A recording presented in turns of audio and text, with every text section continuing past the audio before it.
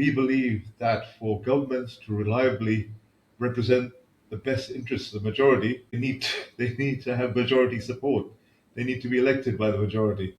I don't think this is any surprise to anyone, but somehow we seem to have forgotten this lesson. We don't really bother trying to achieve that. Politicians elected by minorities will represent minorities, and they'll easily get subverted by special interest groups and taken over by ideologies and just completely lose the marbles. That's ultimately what happens, and that's what we're trying to fix.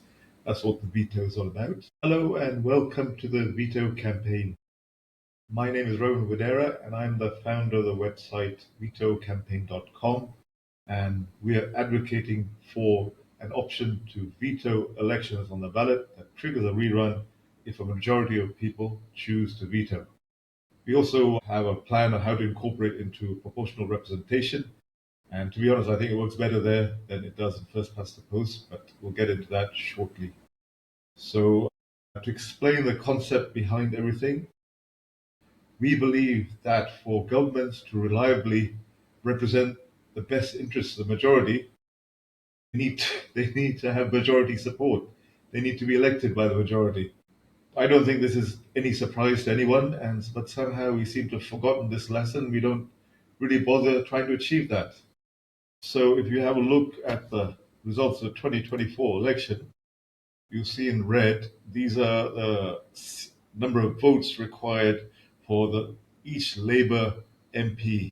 This spreadsheet is designed from going from the largest to the smallest, and you can see Liam Bryan got into Parliament with 10,655 votes.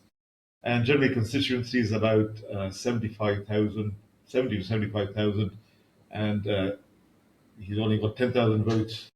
So this is what we think is the problem, that politicians elected by minorities will represent minorities, and they'll easily get subverted by special interest groups and taken over by ideologies and just completely lose the marbles. I think as they have now recently, as it's recently happened. So you can see that quite a lot of people have got less than 20,000 votes.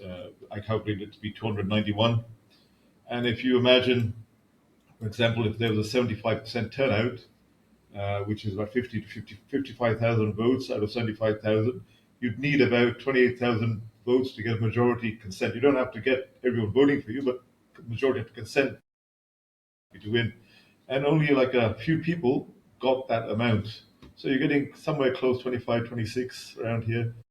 But hundreds of MPs don't need a majority to get into power. And that means they're very content to represent minorities, and you can't rely on them to do what's good for everyone. They'll just do what's good for them. That's ultimately what happens, and that's what we're trying to fix.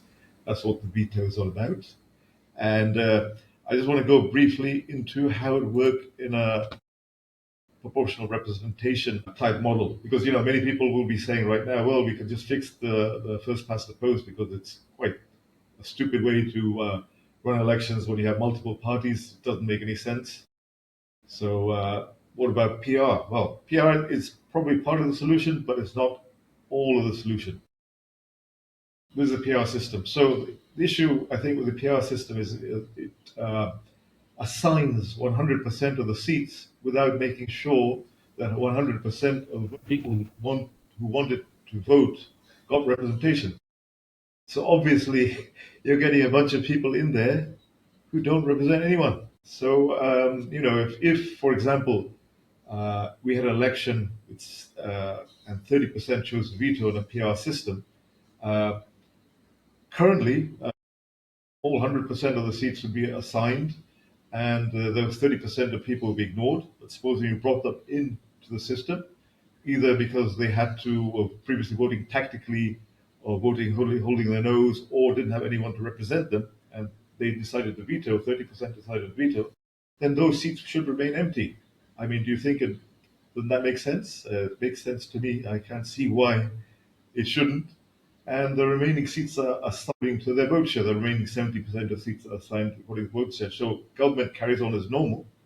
However, in future elections, that 30% now will have a chance of proper representation because people could come into politics to represent them and represent their interests, and thereby, maximizing common good. And the nice thing about it is that with the 70% in Parliament currently, those people are now under pressure to perform and respect their voters and not, play these ideological games and not work with certain parties and work with other parties, and you get small parties getting a big say in what's going on, and that is unfair to the majority, and there should never be like that in democracy. So they'll be under pressure to deliver, or they'll lose even more seats. So that's the power of the veto. That's what it's all about. Let me go over here to this slide.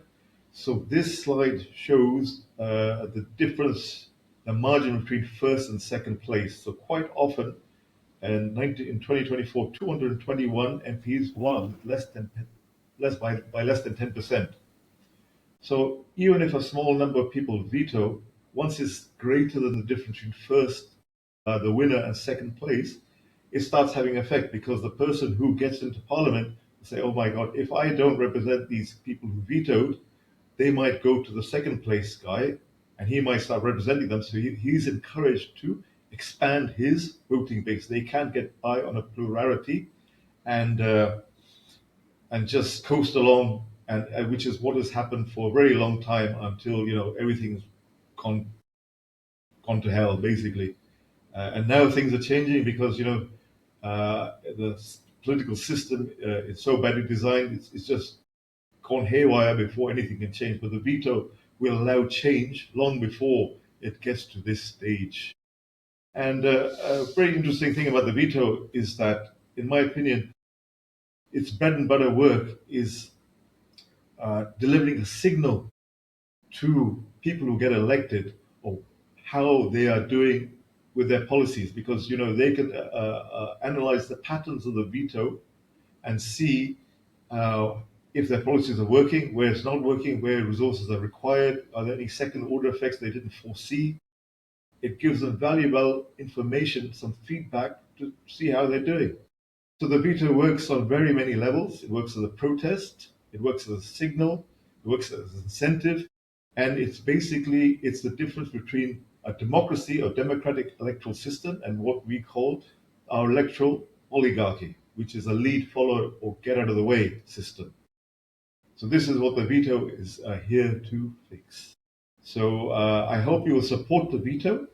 What I'd like everyone to do, if they could, is go and sign the petition. There'll be there's a QR code somewhere on the screen that will lead you to this page. Please sign the petition. The more people who sign the petition, the more credibility we have. More we can spread the word. Try to get on different podcasts. Try to get on, just keep on spreading the message. Keep on saying the same thing.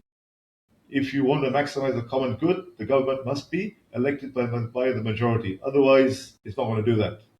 And if for the people who say that, if the majority are too stupid to do something that will maximize the common good, well, you're right. Then we're screwed. There's nothing we can do. It's over.